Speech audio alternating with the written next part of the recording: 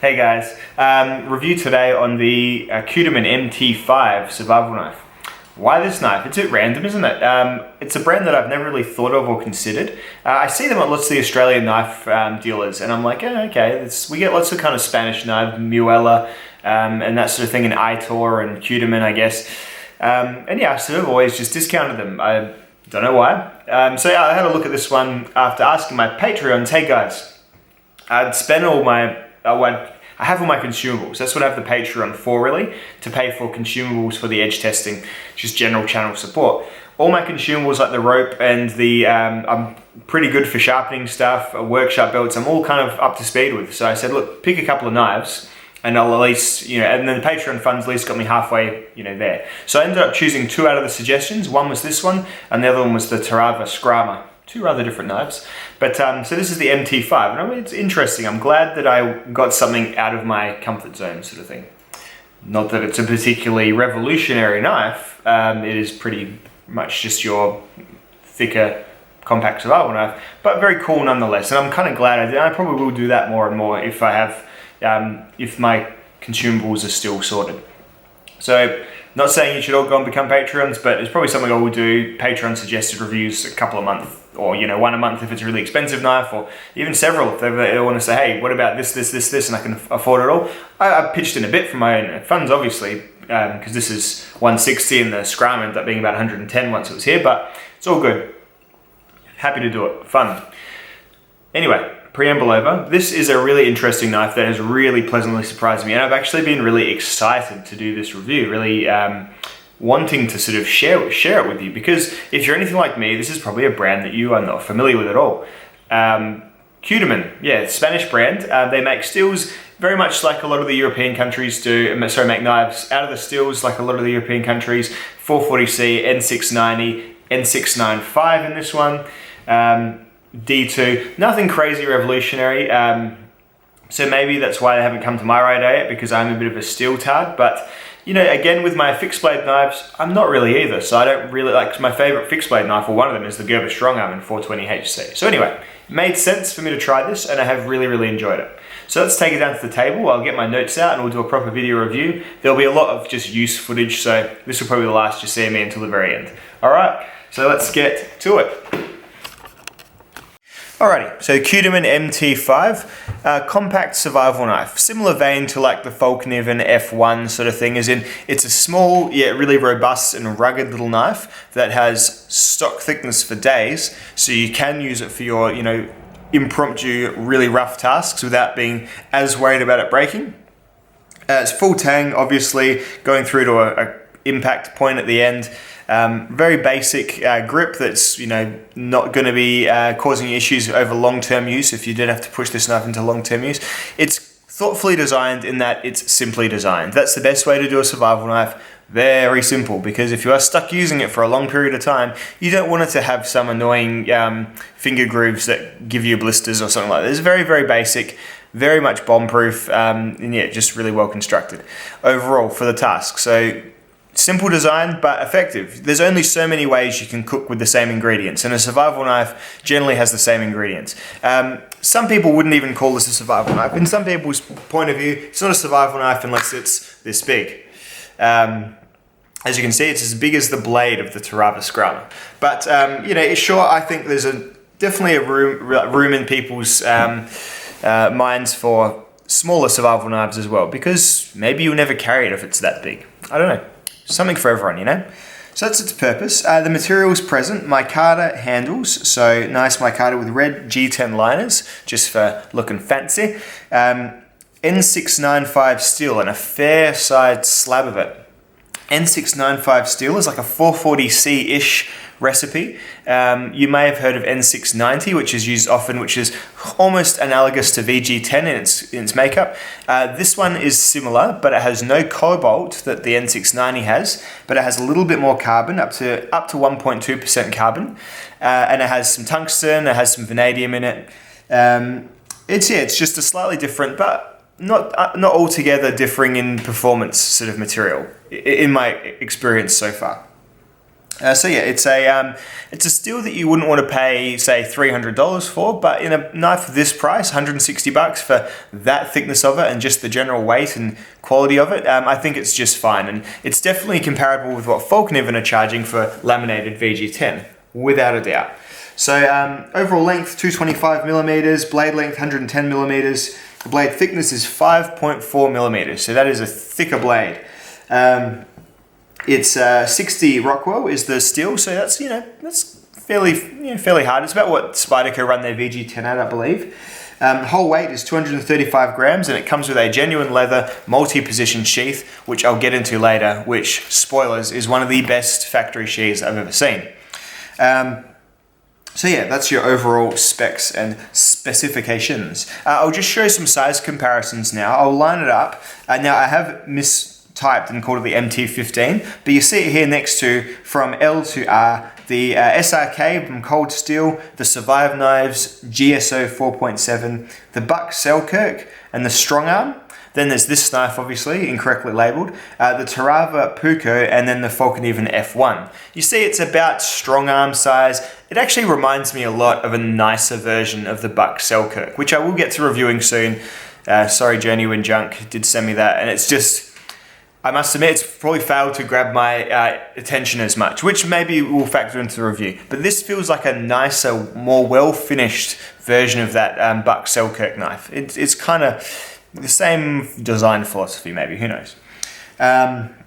So yeah, that's it next to its kind of contemporaries, and all those knives do cost, within probably about $50 of each of this one. So this is about middle cost. I mean, the most expensive is probably the Survive GSO, which is, probably early 200s, I suppose.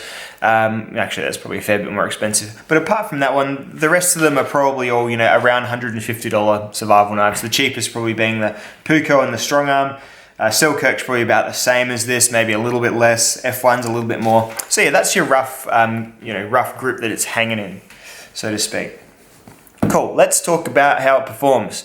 So the blade. So very, very traditional drop point, Bob Loveless style hunting shaped blade, like old-fashioned hunting knife. It's a full flat grind, and the thickness makes it quite wedge-like, I must say.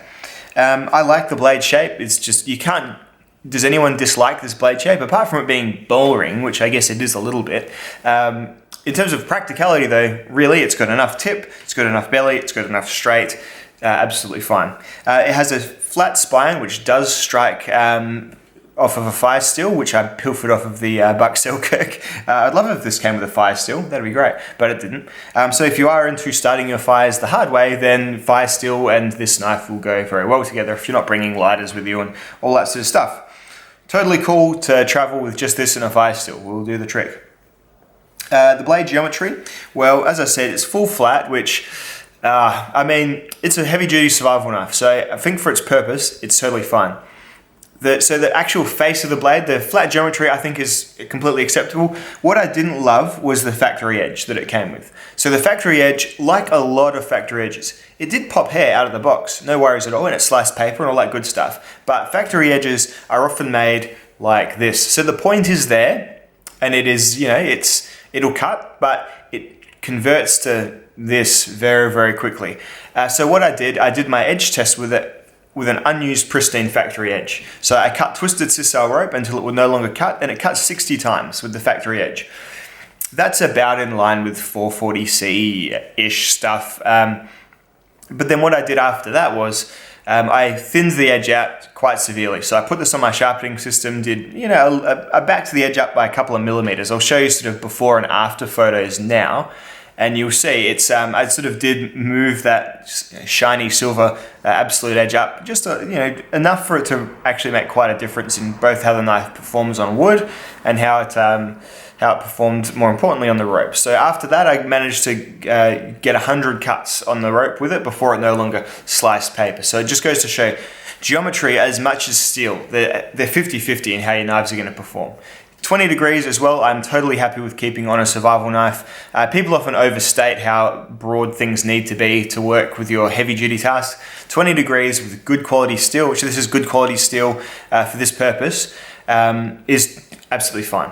You wouldn't want to go down to 15 maybe, but 20 is 40 degree inclusive, which is what 20 per side is certainly meaty enough to get into wood and that sort of thing. Very, very good. So once I'd fixed it, I'm really happy with how it cuts and performs. With in mind my last kind of few experiences with battening, I remembered back to the pole that I held, and this knife is marketed as a survival knife. It's the MT5 survival knife. So I thought, well, splitting is on the table then. So I did some wood splitting. I was very careful because, it's sometimes people get a little bit upset when I break blades, and I certainly didn't want to trigger anyone.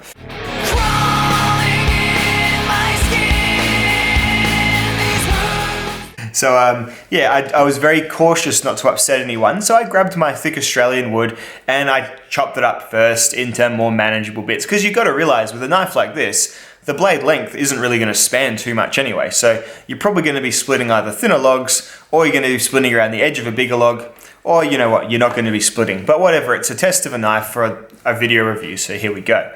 And it did absolutely fine. It did go into some pretty nasty, knotty portions of wood, and it made, the wood's making those really disconcerting cracks all around it and that sort of thing, and it did just fine. Powered on through, making what was quite a wet, yucky log, I did this on a rainy day, into quite a nice, dry little pile of tinder and kindling, which is great. If I didn't have that awesome cold steel gang hatchet, this would have probably done the job pretty alright. It made a little pile of shavings, which I then proceeded to try and light up with a fire steel. I'm not particularly good at that sort of thing. Truth be told, I'll usually just use a lighter when I go camping. I know, right? But I had to revert to a common video YouTuber trick, which I'll keep completely secret and will not share in order to get the fire lit. So there you go. Now, there's... what have we got to say about... Oh, yes. I did notice the edge once I'd taken the factory edge off and put a polished, finer edge. It did shave wood very, very... much, much easier as well. And as well as that, just cut everything else a fair bit better too. Obviously, it's a thinner edge. It's a slicer edge. It's a cuttier edge, to use scientific terminology. And it did absolutely fine. Cut all the basic stuff that I usually cut just for fun. I took it to the kitchen and I did some food cutting. It's a little bit clumsy for your food cutting as your primary camp kitchen knife, or as you wouldn't want it in your kitchen knife block at home, that's for sure. It's a little bit clumsy, a little bit thick. You have to kind of steer that edge, because you can't help often but be guided by the back of the blade, and it's just so thick that you kind of have to reaffirm where that edge is quite often mid-cut, so it's just a part of it. It's just not going to be the best, culinary knife. But in terms of what you probably want it to do, which is last resort, fire making, woodworking, jabbing, poking, prying, cutting, slashing, hacking, I think you're absolutely fine. For a knife this size, if this is what you're after. Ergonomics. No, actually, while we're still on the blade, stainlessness of the steel. I left this out in the rain for half a day to see what would happen. There was some light surface tarnishing, which is more the graying of the steel rather than the rusting of the steel, which did just wipe off. So pretty happy with the stainlessness, very similar to VG10. It'll be pretty rust resistant. You won't have to worry about just keeping it in your shed in its sheath. You'll get it out in a month's time or whatever and it'll still be fine, I predict anyway. Cool, that's the blade side of things done. Ergonomics, as I was saying. So nice and simple. The best thing you can do with a survival knife is keep it simple. I would argue with any knife, maybe not a combat knife. Keep it very simple. Slight belly, parts for your fingers to fall into, no problems at all. Mild guard, mild sort of parrot's beak at the back, no problems at all. Comfy, everything is good here. It's kind of a thicker, rounder handle, so you might, if you've got smaller hands, you might find yourself struggling to get over this hump, but it's about a perfect fit for me, and I really do enjoy holding it. One thing I would note is that it's been pretty cold here lately, so I can only imagine what American and English and Canadian viewers would have on their cold days using knives. The tang and the bolsters, for me, I do prefer an enclosed tang, just for that reduction in coldness. This is quite cold on your finger, and this is quite cold all through your hand on a cold, it was probably about a 4 degree It was really 4 degrees and blustery and windy when I did my filming, and I was like, man, that is quite cold. I actually remarked on it, so that's just something. But that's not really to do with the ergonomics, that's just the choice of having a slab tang. And you know what, slab tang, sure, more durable probably than enclosed rubber or whatever, so hey, you pick your poison, don't you? The sheath, let's get to the sheath.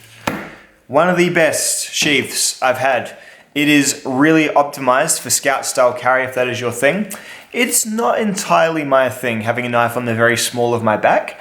So what I did was I put it sort of towards my right hand side a little bit. So that way, because I'm a bit of a noob with this stuff, I can lay eyes on it while I'm taking the knife in and out. And I had the knife coming out sort of upside down. Ideally, because this big leather cover here is really, really good to use because it covers the whole blade edge. So when the knife is in there, it gives you a long, so when you're pulling the knife out, it gives you a long shield from the blade slicing your finger. So really, really well done and well thought out scout style knife. So I'll literally carry it. This is the right way up. So say my head is this way, my legs are this way. I'll carry it this way and I'll pull it out as I'm showing in the clips. Hey, you don't need me to show you now. So yeah, optimized for scout style carry. It's quite intuitive for doing that. It's about as good as you can get, and I really, really like it. These parts here, these assist with the belt loop going through it. So this one's fixed. Your belt definitely goes through this one, and then through this, and this works really, really well. The Velcro, the longevity of it, I'm not sure. Might eventually go, but I'm sure you'd be able to manage something else threaded through these if that was a problem. I doubt it would be, but it's not the most aggressive Velcro, so who knows. But then the Velcro is on the other side and you can pull and tug on this all day and it's not coming off, so there you go. Great scout style carry sheath, and it looks fantastic as well. I love the red liners on the knife matching the red stitching on the sheath. It's just something a bit nicer as well. That's how I feel. You can take these off entirely.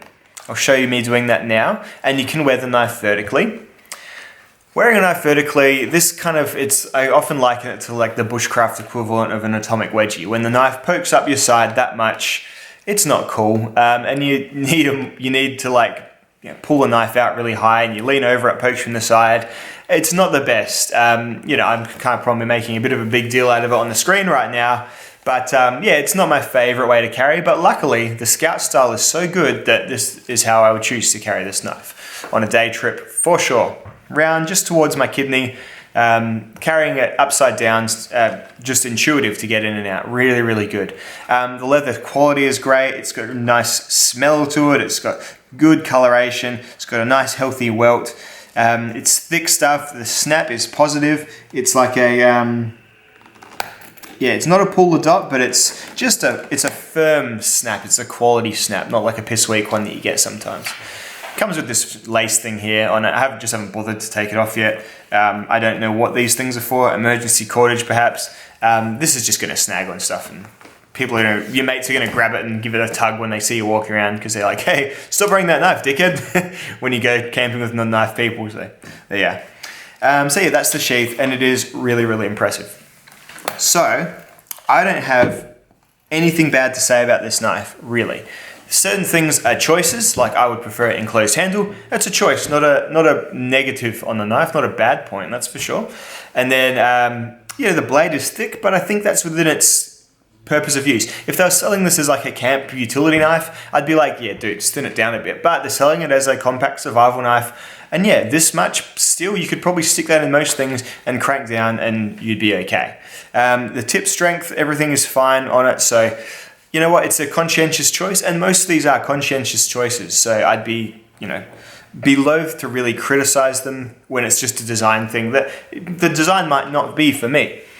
All I can say is, if you're after a compact survival knife that you can do other tasks with pretty well, but is just probably going to excel at those harder jobs for longer periods of time, then this MT5 is a really, really good choice. It's a joy to carry with its great sheath. The materials are good for the price. The fit and finish and craftsmanship is great. It's a really good, pretty complete package that when you think of what Falcon even sell in the F1 for what is now about 60 or 70 Australian dollars more than this, like they're over 200 now, the F1s I think. It's definitely swinging with it at the very least. It's about as thick, it's about as high quality, the steel's about as good. Different, but better, maybe. I'm not sure. it's an excellent knife, and I've enjoyed carrying and using it. I'm really, really glad that I asked my Patreons for some recommendations. It's going to stick around, I think.